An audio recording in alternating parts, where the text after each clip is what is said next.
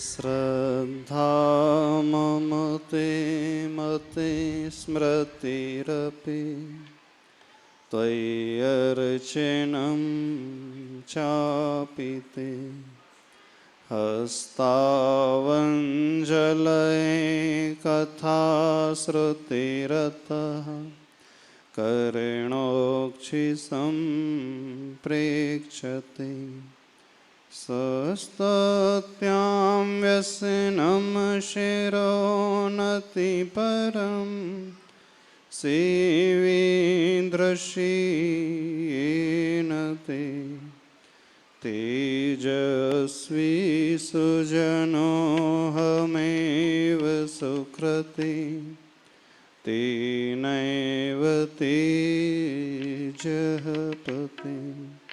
देवादिदेव अतिशयकारी वर्तमान शासन नायक श्री महावीर भगवान की, संत श्रोमणी आचार्य भगवान गुरुदेव श्री विद्यासागर जी महाराज की, पूज्य आचार्य श्री समय सागर जी महाराज की। परम पूज्य निरापक समण मुनि श्री वीर सागर जी महामुनिराज की, समस्त मुनि संघ की। प्रभु की भक्ति, प्रभु की पूजा, प्रभु की प्रार्थना,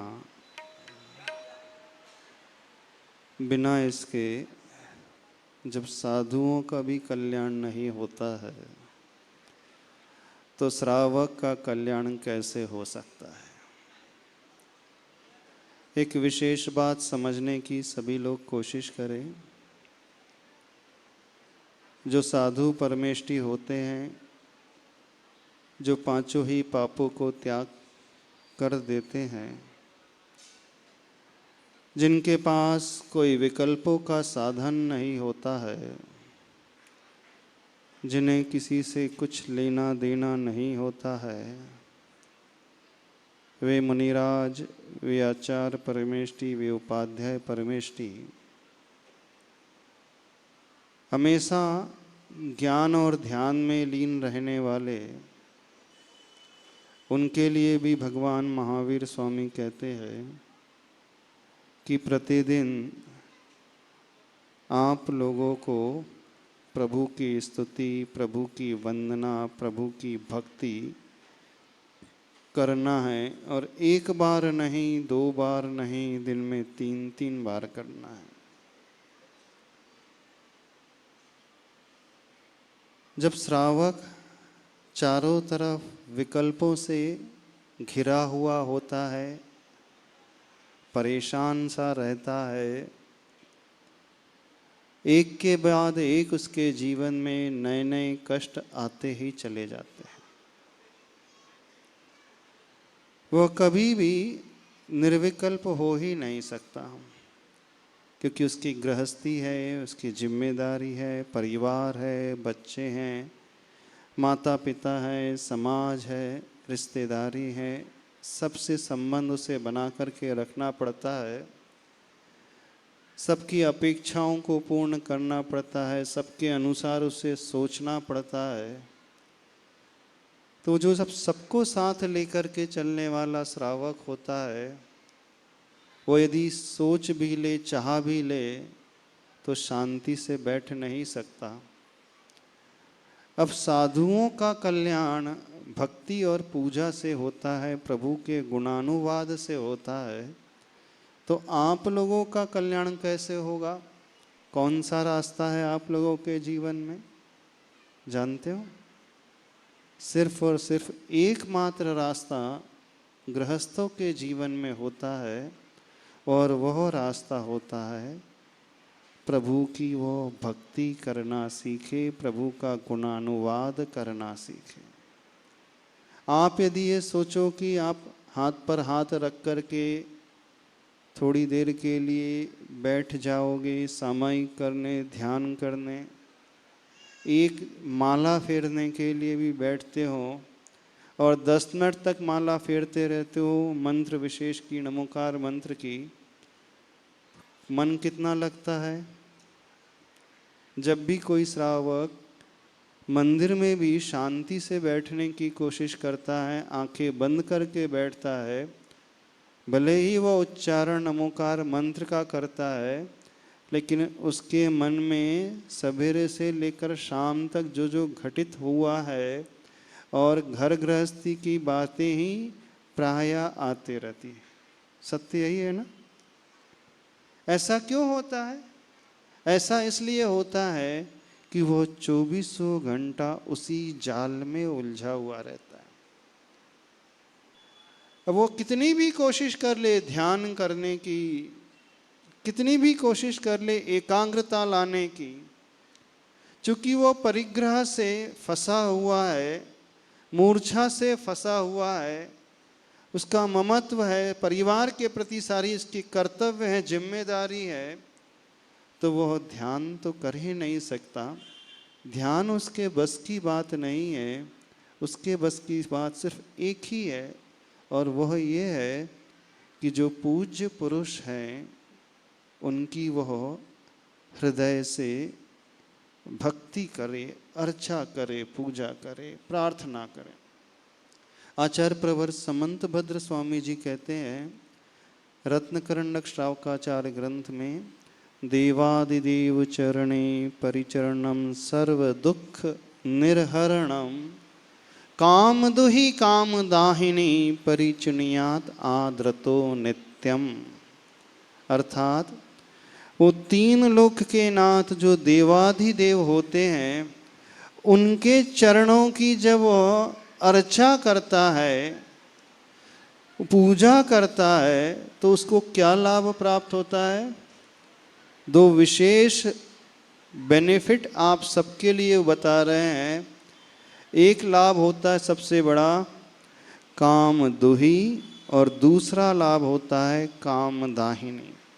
काम दुही का अर्थ होता है जैसे कामधेनु गाय होती है अथवा कल्प वृक्ष होता है, उसके पास जाकर के जो भी आप कामना करो, जो भी आप कल्पना करो, जो भी आप इच्छा करो, सारी आपकी कामनाएं पूर्ण हो जाएगी, एक भी कामना आपकी अवशिष्ट नहीं रहेगी। यानी जो आकांक्षा श्रावक करता है उसके भीतर भाव भरा होता है कि मुझे ये चाहिए, वो चाहिए, सिर्फ कामना अंदर से कर रहा है, मांग नहीं रहा है। एक विचार उसके भीतर पैदा होता है कि हमारे जीवन को व्यवस्थित बनाने के लिए, हमारे परिवार को सही लाइन पे लाने के लिए मुझे अभी कुछ यह उपलब्ध हो जाए, यह प्राप्त हो जाए, ऐसा भाव करता है, तो वो कामदुही यानी वो उसकी कामना अपने आप पूर्ण हो जाएगी। और दूसरी विशेषता आचार्य पर्वत बता रहे हैं कामदाहिनी, अर्थात वो भाव, वो कषाय के भाव जो हमेशा उसे जलाते रहते हैं, पीड़ित करते रहते हैं, वो विकल्प के भाव, वो तनाव के भाव, वो टेंशन के, वो चिंता के भाव जो कभी उसे चैन से नहीं जीने देते, कभी शांति से रहने नहीं देते हैं, तो उस प्रकार की वो कषाय की भावना को वो दहन करने वाली है, जलाने वाली है। क्या? देवादिदेव चरणे परिचरणम सर्व दुख निर्हरणम, यानी देवादिदेव के चरणों का जो आश्रय ले लेता है वो कैसा हो जाता है? सभी दुखों से वह मुक्त हो जाता है। सर्व दुख निर्हरणम, ये कह रहे हैं आचार्य भगवान ने। कोई भी दुख उसके जीवन में अवशिष्ट नहीं रहेगा। आप लोग भगवान की भक्ति तो करते हो,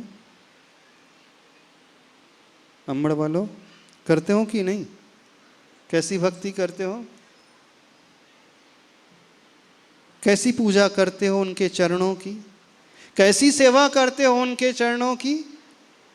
अब कंडीशन नीचे वाले चरण में आचार्य भगवान बता रहे हैं, परिचिनियात आदरतो नित्यम।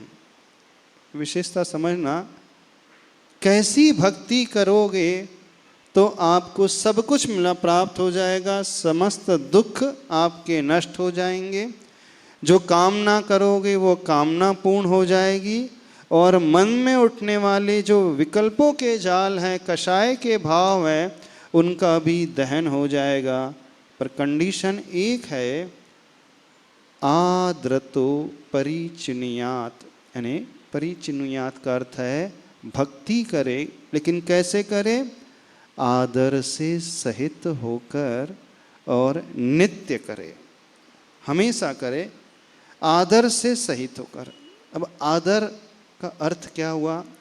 अब सारा खेल है सिर्फ इस विशेषण में। यदि जिस व्यक्ति ने, जिस भक्त ने, जिस श्रावक ने इस विशेषण को समझ लिया तो उसे सब कुछ मिल जाएगा। आदर का अर्थ है पूर्ण सम्मान देकर, पूर्ण विनय भाव से भरकर, मजबूरी में नहीं बल्कि मजबूती से भक्ति करें। मजबूरी की भक्ति कैसी होती है और मजबूती की भक्ति कैसी होती है? मजबूरी की भक्ति वो होती है जब सिर पे आफत पड़ती है तो उस समय भगवान याद आते हैं। आचार्य भगवान ने ये नहीं कहा जब कष्ट आए तब याद करना भगवान को। श्लोक के रहस्य को समझना। और यह श्लोक सर्वप्रथम यदि किसी ने लिखा है तो लगभग 1500-2000 वर्ष पूर्व आचार्य प्रवर श्री समंत भद्र स्वामी जी ने लिखा है। और कौन से ग्रंथ में लिखा है? आप लोगों को समझाने के लिए श्रावकाचार ग्रंथ में लिखा है। उस समय लिखा है। सबसे पहले श्रावक का जीवनचर्या कैसी होना चाहिए यदि किसी ने उपदेश दिया है तो आचार्य प्रवर समंत भद्र स्वामी जी ने दिया। प्राय जितने भी श्रावक होते हैं वे प्रभु के पास आते तो हैं, वे मंदिर में आते तो हैं, पूजा भी करते हैं, भक्ति भी करते हैं, लेकिन कब आते हैं? जब कर्मों की मार पड़ती है ना तभी आते हैं। ऐसे ही है ना? जब जीवन में बड़े सुख के दिन होते हैं उस समय भगवान याद आते? आते नहीं आते। कब याद आते भगवान? जब जीवन में कष्ट के दिन होते हैं, दुख के दिन होते हैं, उस समय याद आ जाते हैं। और यदि आप कष्टों में प्रभु को याद कर रहे हो, दुख के दिनों में याद कर रहे हो, दुख पड़ने पर याद कर रहे हो, तो एक प्रकार से वो स्वार्थपना हो गया, स्वार्थी हो गया। मजबूरी में याद कर रहे हो, और मजबूरी का नाम क्या होता है? क्या होता है? कहावत बोलते हैं ना, मजबूरी का नाम महात्मा गांधी। इसका क्या अर्थ हुआ? क्या अर्थ हुआ इसका बताओ? यानी वो चाहता नहीं है लेकिन अब कोई रास्ता नहीं है तो चले चलो। एक और कहावत आप बोलते हैं, वक्त पड़ने पर लोग गधे को भी, क्या आगे का क्या है? वक्त पड़ने पर लोग गधे को भी बाप बना लेते हैं, कहने लगते हैं। जब ऐसी परिस्थिति निर्मित होती है, क्योंकि कहावत बनी है तो कुछ ना कुछ रहस्य तो होगा, ऐसी कहावत नहीं बन जाती है। जब व्यक्ति के जीवन में ऐसे वक्त आता है तो ऐसे वक्त आने पर, ऐसी मजबूरी आने पर वो गधे को भी पूजने लगता है, गधे को भी बाप बनाने लगता है। और आप लोग भगवान को कब याद करते हो? मजबूरी के दिनों में, वक्त पड़ने पर। तो यदि आप वक्त पड़ने पर प्रभु की भक्ति करने के लिए आ रहे हो तो इसका अर्थ है या आपने भगवान के उन महत्व को समझा नहीं, भगवान की महिमा को जाना नहीं।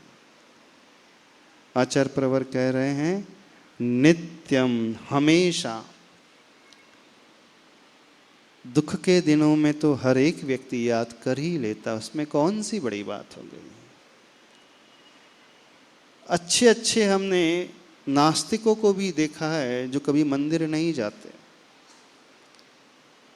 जो भगवान के ऊपर श्रद्धा नहीं रखते, अच्छे अच्छे प्रोफेसर, डॉक्टर, इंजीनियर, लॉयर, जो नास्तिक प्रवृत्ति के होते हैं, विश्वास ही नहीं रखते हैं कि भगवान नाम की कोई वस्तु भी होती है संसार में, जब उनके जीवन में बड़ी आपत्ति आती हैं, कोई रोग भयंकर हो जाता है, कोई कष्ट परिवार में आ जाता है और कहीं से समाधान नहीं नज़र आता है, दिन नहीं, महीने नहीं, वर्ष बीत जाते हैं, कई डॉक्टर के चक्कर लगा लेते हैं, फिर भी दवाई नहीं लगती है और रिपोर्ट में कुछ नहीं आ रहा, रिपोर्ट सारी नॉर्मल आ रही, सीटी स्कैन करा लिए, एक्सरे करा लिए, पैट स्कैन करा लिया, जितने भी हैं, जितने भी स्कैन्स होते हैं हमारे, सब स्कैन करा करके देख लिया, हर स्कैन में रिपोर्ट बॉडी की जो आ रही है, सारी टेस्टिंग जो आ रही है नॉर्मल आ रही है, लेकिन बीमारी ठीक नहीं हो रही। अब डॉक्टर कि कई डॉक्टर की दवाई ले ली, फिर भी इलाज नहीं मिलता है। ऐसे समय वो पढ़ा लिखा व्यक्ति जो अभी तक ईश्वर के अस्तित्व को नकारता था, प्रभु के अस्तित्व को नकारता था, वह भी भगवान का अभिषेक करते हुए देखा गया है और शांति धारा भी करता है, गंधोदक भी लगाता है। तो आप कौन सी श्रेणी में आते हो? महावीर भगवान को कब याद करते हो? जब दुकान नहीं चलती है ना, कमाई कम हो जाती है, उस समय आप भगवान को या विशेष रूप से याद करते हो। जब कोई रोग आदि हो जाता है, उस समय विशेष रूप से याद करते हो। अथवा परिवार में कोई आपत्ति आ जाती है, अथवा किसी का वियोग हो जाता है, उस समय याद करते हो। और जब सब कुछ फर्स्ट क्लास चलते रहता है, किसी प्रकार की कोई कमी नहीं होती है, उस समय वो प्रभु को याद नहीं करता है, वो तो संसार को ही याद करता है, विषय भोग को ही याद करता है। तो आचार्य भगवान यहाँ पर कह रहे हैं परिचिनियात आंध्रतो नित्यम, यदि नित्य आप अपने जीवन में इन्हें अपना लो तो आपका कल्याण होगा। तो पहली बात तो यह समझने की आवश्यकता है, ओकेजनली भक्ति नहीं होती है, यानी पर्व विशेष में, जैसे कुछ लोग होते हैं ऐसे भी श्रावक होते हैं, जब 10 लक्षण धर्म आते, पर्युषण पर्व आते हैं, उसी समय उन्हें भगवान याद आते हैं। खासकर युवा वर्ग जो है, साल भर कभी भगवान के पास नहीं आएगा, कब आएगा? हाँ, उन 10 दिनों में। तो वो पर्व विशेष में आएगा, अथवा जब उसकी एग्ज़ाम होगी तब उसे भगवान याद आएंगे, आज पेपर देने जाना है तो आज भगवान के दर्शन कर लो और गंधोदक लगा लो। अथवा हॉस्पिटल में कोई ऑपरेशन होना है तो बोले आज अपन भगवान के अच्छे से अभिषेक शांति धारा कर लेते हैं। तब नहीं, विशेष दिनों की बात नहीं है, जब आपत्ति आए तब नहीं। होना ये चाहिए जब सब कुछ अच्छा चल रहा है उस समय। दुख में तो हर व्यक्ति दूसरों से सिंपैथी चाहता ही है, लेकिन जब आपके सुख के दिन हैं, क्या आप उन सुख के दिनों में दूसरों से सब कुछ शेयर करते हो? दूसरों को बांटना सीखते हो? दूसरों को कुछ देते हो? नहीं देते। उन दिनों में क्या हमें प्रभु नजर आते? कभी प्रभु याद आते? उन दिनों में नहीं आते। उस समय तो वह मस्त पड़ा रहता है, ऐशो आराम में डूबा रहता है, टाइम ही नहीं होता उसके पास। जब ऐसी परिस्थिति होने लगे तो समझना उससे बड़ा कृतघ्नि कोई नहीं होता है। वक्त पड़ने पर आप गधे को बाप बना रहे हो तो आपसे बड़ा स्वार्थी कोई नहीं कहलाएगा, क्योंकि आपकी दृष्टि में वह पिता नहीं है। चूंकि काम नहीं निकल रहा है, इस कारण गधे को भी बाप कह लेते हो, है ना। गवर्नमेंट ऑफिसर से काम निकलवाना है, इवन पियून से भी काम निकलवाना है, जीएसटी की फाइल आगे पास कराना है, तो इनकम टैक्स ऑफिसर का जो पियून भी होता है ना, उसके भी पैर पड़ने लगता है व्यक्ति। वो मानता है कि ये पियून है, कोई काम का नहीं है, लेकिन अभी मुझे अपना काम निकलवाना है, इसलिए उसको भी वो रिस्पेक्ट देने लगता है, उसका भी सम्मान करने लगता है। तो ऐसा तो संसारी हर व्यक्ति करता है। जब जब उसके जीवन में परेशानी आती है, वो इस प्रकार के कार्य अपने जीवन में करने लगता है।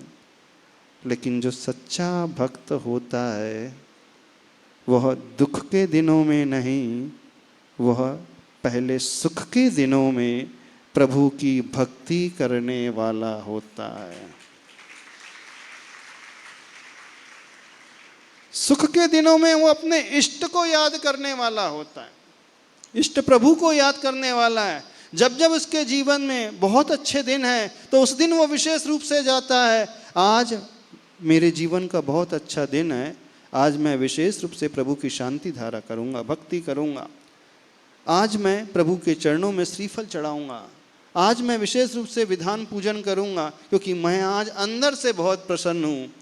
लेकिन होता कैसा है, जब अंदर से बहुत खुश होता है तो वो तो बियर बार चला जाता है, घूमने के लिए चला जाता है, पार्टी मनाने के लिए चले जाता है होटल में, अथवा किसी टूर में निकल जाता है, वैकेशन में वहाँ निकल जाता है, बोले बढ़िया अच्छे से एंजॉय करना है।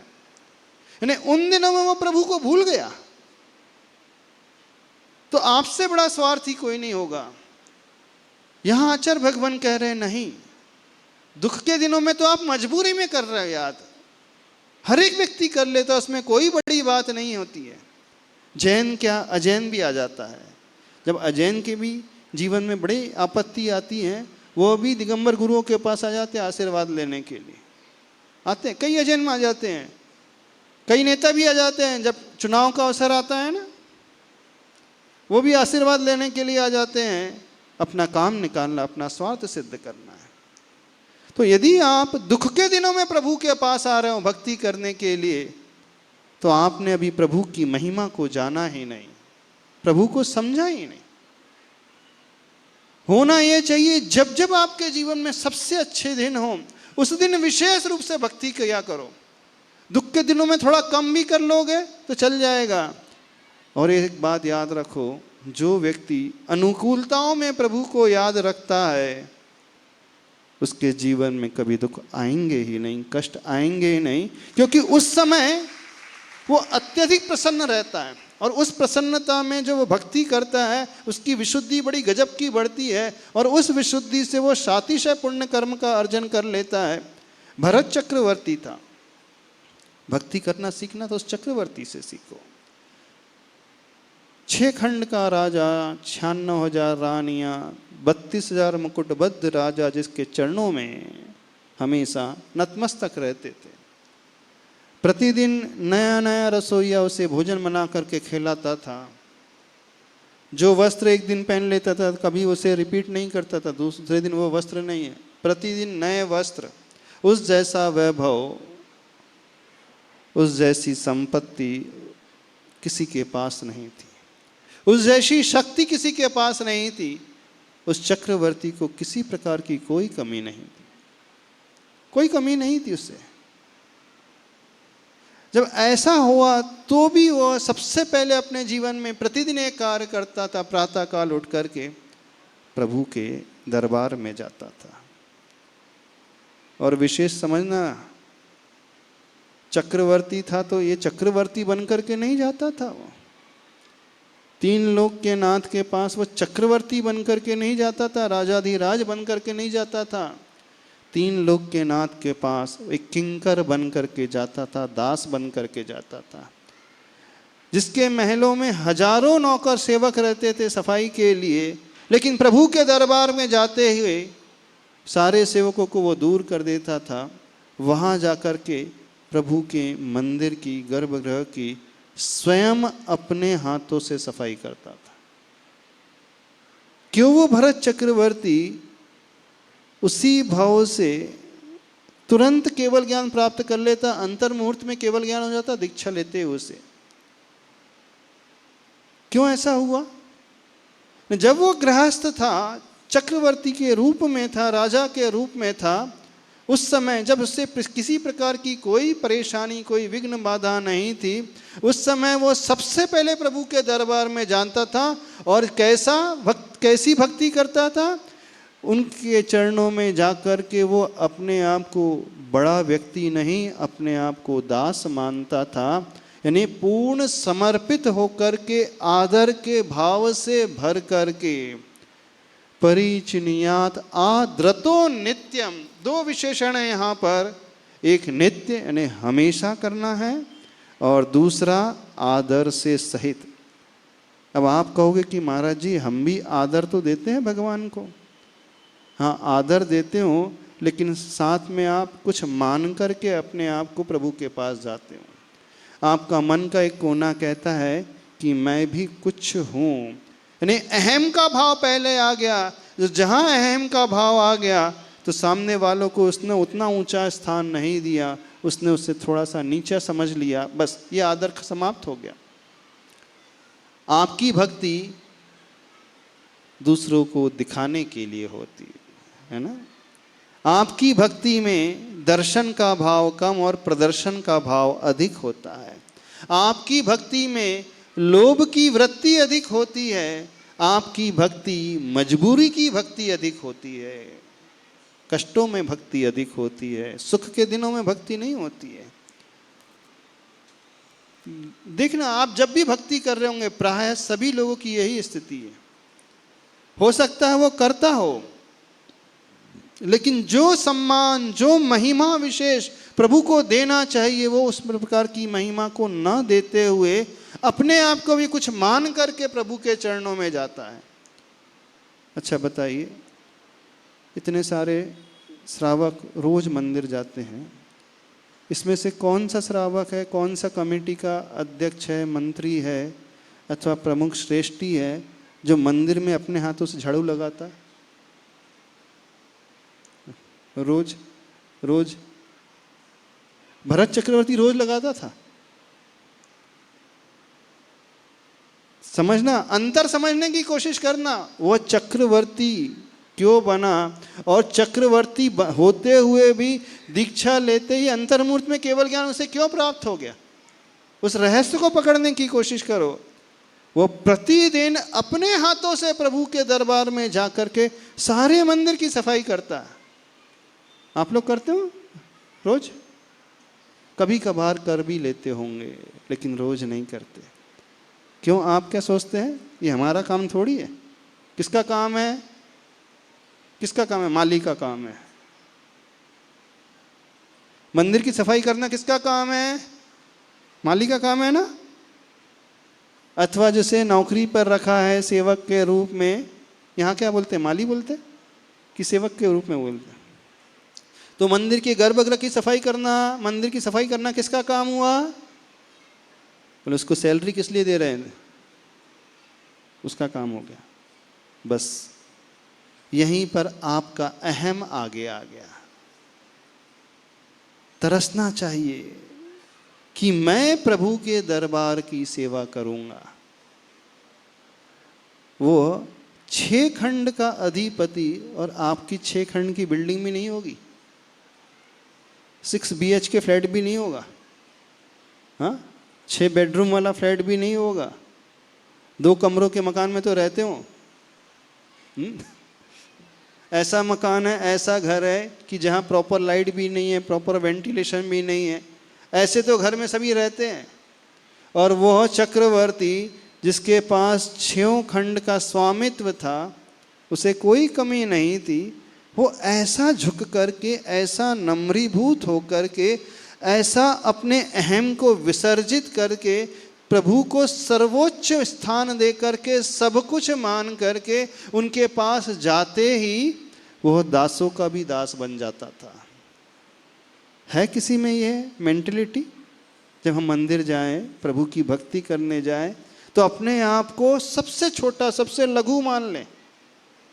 बताइए।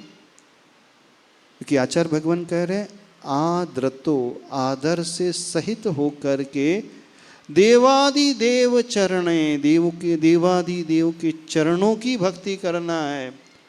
वहां सिर्फ उन्होंने यह नहीं लिखा, यह नहीं कहा कि भक्ति करना है।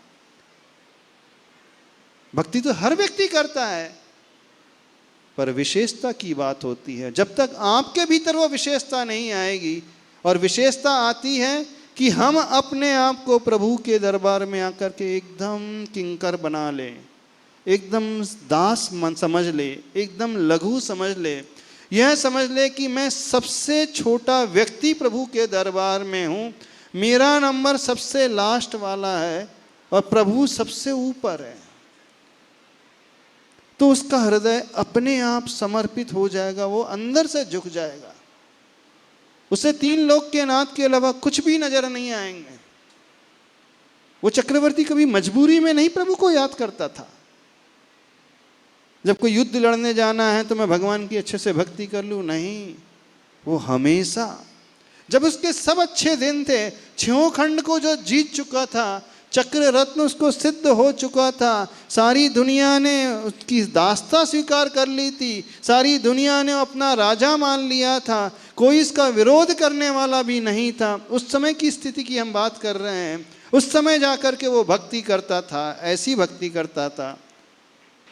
और आप लोग थोड़ा सा कंपैरिजन कर लेना, आपकी भक्ति कैसी है, आप कितना झुकते हो।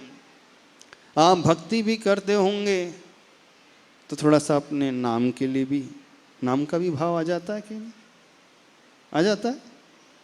हमने बोली ली है तो हमारा नाम पहले आना चाहिए।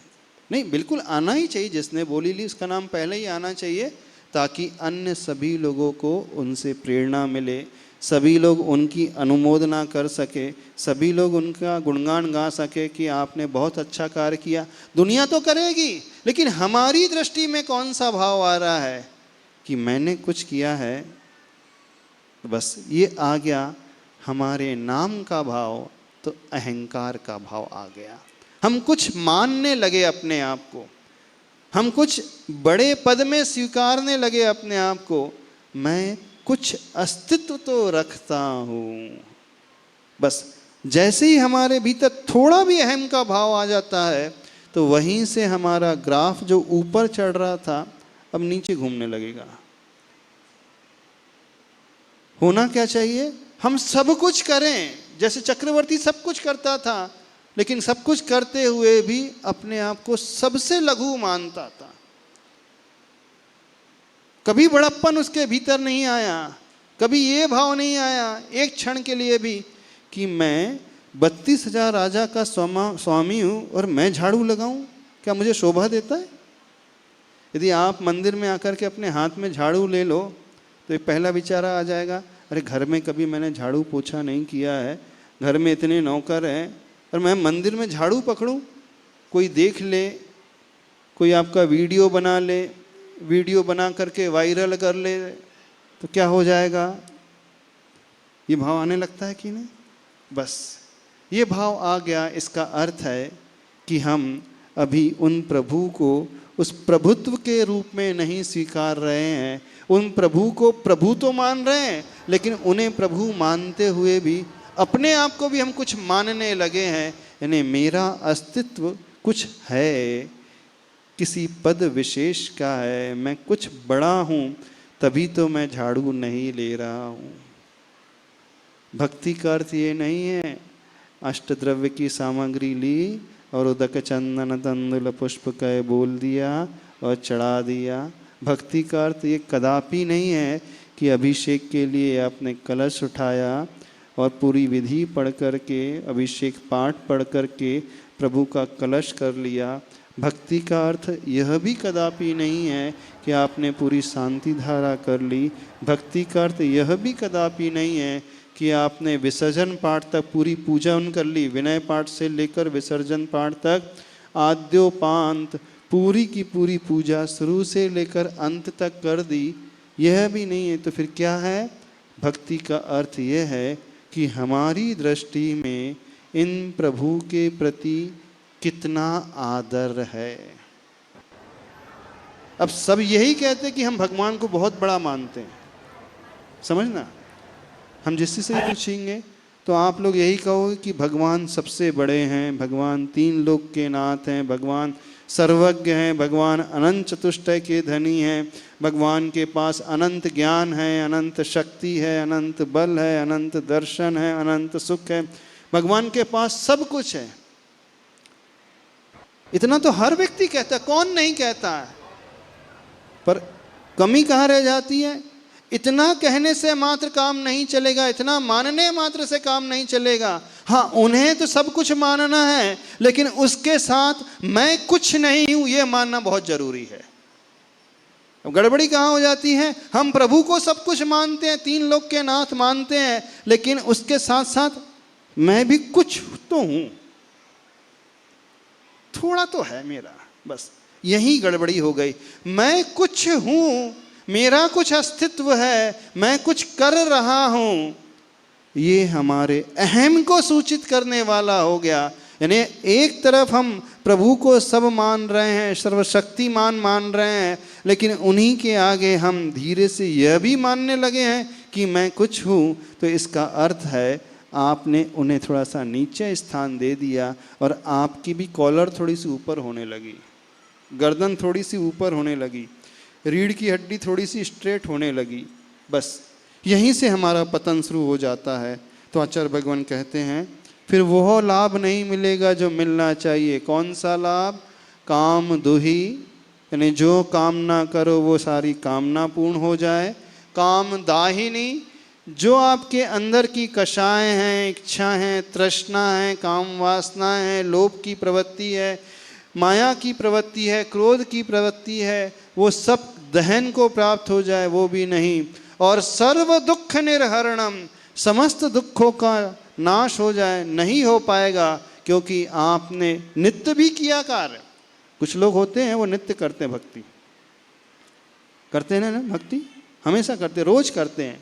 वो इस विशेषण को तो मान रहे हैं कि हम प्रतिदिन कर रहे हैं, लेकिन सबसे बड़ी कमी यदि कहीं रह जाती है, परिचिनियात आदरतो, आदर वाला भाव, अर्थात जो कुछ हैं वे ही हैं, जो हैं सिर्फ आप ही हैं, आपके अलावा और कुछ नहीं और कोई नहीं।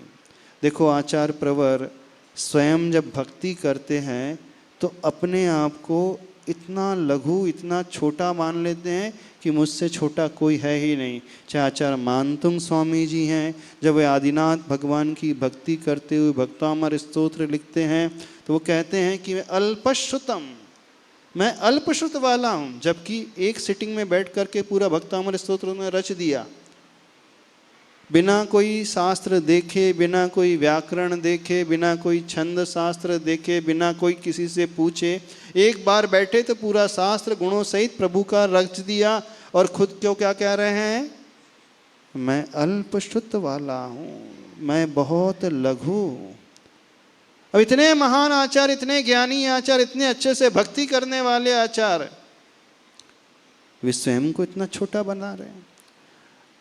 आप सारे ग्रंथों को उठा करके देख लिए, जिन जिन लोगों के जीवन में चमत्कार हुए भक्ति से, एक विशेषता उनकी कॉमन रही, और वह विशेषता रही कि जो भक्ति करने वाला भक्त हमेशा अपने आप को सबसे छोटा मानता था, मुझसे छोटा कोई नहीं।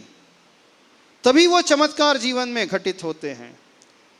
तो आप सभी लोगों से कहना चाहते हैं, यदि अपना कल्याण चाहते हो, यदि अपने दुखों को नष्ट करना चाहते हो, यदि अपनी सारी कामनाएं पूर्ण करवाना चाह रहे हो, और अंदर के मानसिक विकल्पों से मुक्ति चाहते हो, निर्विकल्प होना चाहते हो, आनंद से भरना चाहते हो, शांति से भरना चाहते हो, उस अहम को गला देना, छोड़ देना। मत कहना कि मैं कुछ हूं। हो सकता है शब्दों से आप ना भी कहते हो। यदि आप शब्दों से नहीं कह रहे हो, अंदर से नहीं मान रहे कि मैं कुछ नहीं हूं, तो फिर झाड़ू पकड़ने में शर्म क्यों आ रही है? किसी के घर में झाड़ू नहीं लगवा रहे, पेंडाल में भी झाड़ू की बात नहीं कर रहे, कहाँ की बात कर रहे हैं? 3 लोक के नाथ के पास बोल रहे हैं। वो चक्रवर्ती वहां सफाई करता था, क्या आप चक्रवर्ती से बड़े हो गए? नहीं ना, उससे तो बहुत छोटे हैं। हाँ, बाहरी परिस्थिति में बहुत छोटे हैं, लेकिन अंतरंग में मानसिक परिस्थिति को यदि आप देखते हो तो आपका मन यह कहने लगता है कि मैं कुछ अहमियत रखता हूं। बस यहीं खत्म हो गया सब कुछ। भक्ति करना सीखो, भक्ति में अपने आप को गलाना सीखो, भक्ति में अपने अहम को छोड़ना सीखो, भक्ति में अपने आप को यह मानना सीखो कि मेरी कोई औकात नहीं है, मुझे कुछ नहीं आता, न मेरे भीतर ज्ञान है, न मेरे भीतर शक्ति है, न मेरे पास धन पैसा है, न मेरे पास कोई गुण विशेष है, ना मुझे कुछ आता है, मुझे कुछ भी समझ में नहीं आता, मैं कुछ हूं ही नहीं। जब ये भाव आपके भीतर पैदा होने लगेगा तो उसका फल देखना कैसे घटित होता है। जो व्यक्ति इस भाव से भर करके भक्ति करता है, इसका अर्थ ये नहीं कि वो सिर्फ आधे घंटे तक ये भाव से भरा हुआ होता है, 1 घंटे तक इस भाव से भरा हुआ आता है। जो प्रतिदिन इस प्रकार के अहम को गला करके भक्ति करता है और जब वो मंदिर से बाहर निकलता है तो मंदिर से बाहर निकल करके भी अपने अहम को छोड़ने वाला होता है और वह एकदम विनयशील हो जाता है। ऐसा व्यक्ति हमेशा ग्रेटिट्यूड के भाव से भरा हुआ होता है। ऐसे व्यक्ति का नेचर कैसा हो जाता है जानते हो? ऐसा व्यक्ति दुनिया में चाहे कहीं पर भी जाए, किसी से भी मिले, हर व्यक्ति से मिलकर के वो उसके भीतर गुणों को खोजने वाला हो जाता है। उसे दुनिया में सिर्फ गुण ही गुण नजर आने लगते हैं। उसे दुनिया में हर व्यक्ति में अच्छा ही नजर आने लगेगी। क्यों? क्योंकि वो विनयशील हो गया। और जहां व्यक्ति के भीतर वो नम्रीभूत की भावना आ जाती है, विनयशील की भावना आ जाती है, जहां व्यक्ति अपने अहम को छोड़ना सीख लेता है, तो वह संसार में कहीं भी जाए वो बड़ा डाउन टू अर्थ रहेगा, बड़ा झुका हुआ रहेगा। और जो जितना झुका हुआ रहता है उसका कल्याण सबसे पहले होता है। मूलाचार ग्रंथ में आचार्य भगवान कहते हैं, यदि जिसे मोक्ष जाना है, जिसे मुक्ति रूपी लक्ष्मी को पाना है, जिसे उस शाश्वत सुख को पाना है, तो उसका एकमात्र द्वार है विनयो मोक्ष द्वारम। विनय ही मोक्ष का द्वार है। यानी जो साधक अहम को गला करके विनय से भर उठता है, वो सीधे डायरेक्ट उन दुखों से मुक्ति पाकर के शाश्वत सुख को प्राप्त कर लेता है। ये उस भक्ति का चमत्कार जीवन में घटित होता है। यानी जो अंदर से भक्ति करने वाला व्यक्ति होता है, उसका नेचर, उसका स्वभाव फिर बाहर व्यवहार में, मंदिर से बाहर निकल करके परिवार में, घर में, व्यापार के क्षेत्र में, दुकान में, समाज में, कहीं पर भी वो जाए तो एकदम विनयशीलता उसके भीतर आने लगती है। जो व्यक्ति प्रभु की प्रार्थना करता है, पूजा करता है, भक्ति करता है, अब हम मनोविज्ञान के हिसाब से बता रहे हैं, मेडिकल साइंस क्या कहता है जानते हो? जब हम अंदर से अपने अहम को गला देते हैं, उस समय हमारे शरीर में से कुछ ऐसी ग्रंथियां होती हैं जो डोपामाइन और सेरोटोनिन इस प्रकार के एंजाइम्स का सिक्रीशन करती हैं, इस प्रकार के हार्मोन्स को पैदा करती हैं।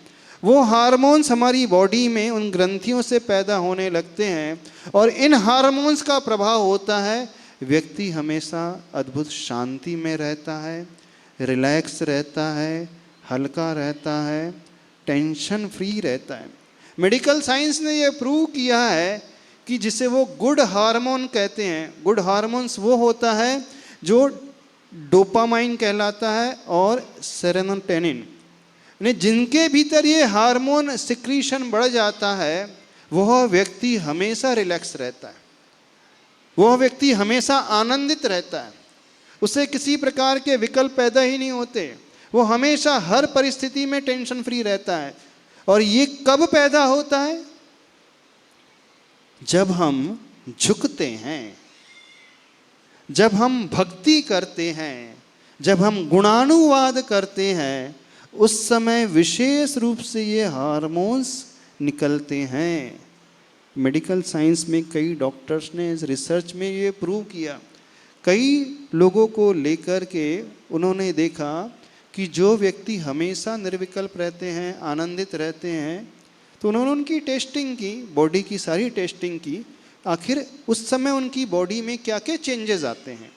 तो उन्होंने अध्ययन करके पाया कि जो व्यक्ति हमेशा आनंद में रहते हैं, शांति से रहते हैं, जिन्हें कहीं क्रोध आदि भी नहीं आता है, गुस्सा आदि भी नहीं आता है, हमेशा मुस्कुराते रहते हैं, प्रसन्न चित्त रहते हैं, तो उनकी बॉडी में उस समय विशेष रूप से ये डोपामाइन और सेरोटोनिन हार्मोन जो है उनका सिक्रीशन होता है। और ये कब पैदा होता है?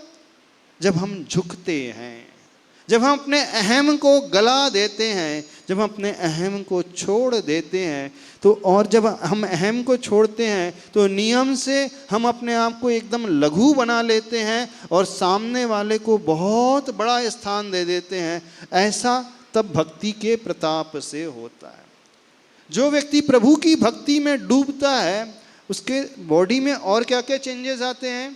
मेडिकल साइंस के अनुसार उसका इम्यून सिस्टम जो है मजबूत हो जाता है, उसका जो ब्लड प्रेशर है वो हमेशा कंट्रोल में रहता है, उसके हृदय के धड़कन की गति जो है नॉर्मल बनी रहती है, बिल्कुल। और जब हृदय की गति नॉर्मल बनी रहती है, ब्लड प्रेशर हमेशा कंट्रोल में रहता है, तो उसकी रोग प्रतिरोधक क्षमता जो है हमेशा बढ़ी हुई पाई जाती है। ऐसा व्यक्ति तनाव से भी रहित रहता है, मानसिक तनाव से भी रहित रहता है और फिजिकल चेंजेस उसकी बॉडी में ये आने लगते। समझो, अभी भक्ति के प्रताप से आचार्य भगवान जो कह रहे थे कि आपकी सारी कामनाएं पूर्ण हो जाएंगी, वो तो भविष्य में मिलेगी, पुण्य कर्म के उदय से, हम उसकी बात नहीं कर रहे हैं, आज वर्तमान के विज्ञान के अनुसार कर रहे हैं। जो व्यक्ति इस प्रकार से भक्ति से भरता है तो उसे क्या क्या शारीरिक लाभ और कौन कौन से मानसिक लाभ होते हैं। कई लोग एक प्रश्न करते हैं, पूछते हैं आकर के, महाराज जी हम अपने जीवन में डिसीजन नहीं ले पाते, कोई भी जब परिस्थिति निर्मित होती है, ये करना चाहिए अथवा नहीं करना चाहिए, ये बिजनेस करें अथवा नहीं करें, कौन से कोर्स को हम ऑप्ट करें, साइंस स्ट्रीम में जाएं, कॉमर्स में जाएं, कौन सा कोर्स करें, कौन सी कॉलेज में एडमिशन लें।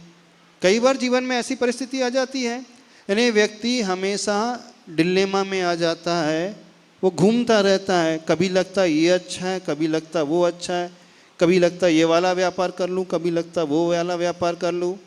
वो जीवन के उन प्रीशियस मोमेंट में डिसीजन ही नहीं ले पाता है, उसके निर्णय लेने की क्षमता बहुत कमज़ोर हो जाती है। बड़े बड़े क्षेत्रों की छोड़ दो, डे टू डे लाइफ में भी वो निर्णय नहीं ले पाता है।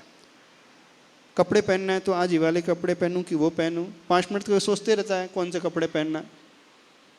सब्जी बनाना है तो कौन सी सब्जी, ये कि वो करूं, यानी छोटे से छोटे कार्य में भी वो डिसीजन नहीं ले पाता है। तो ये क्यों होता है? ये मानसिक उथल पुथल के कारण होता है।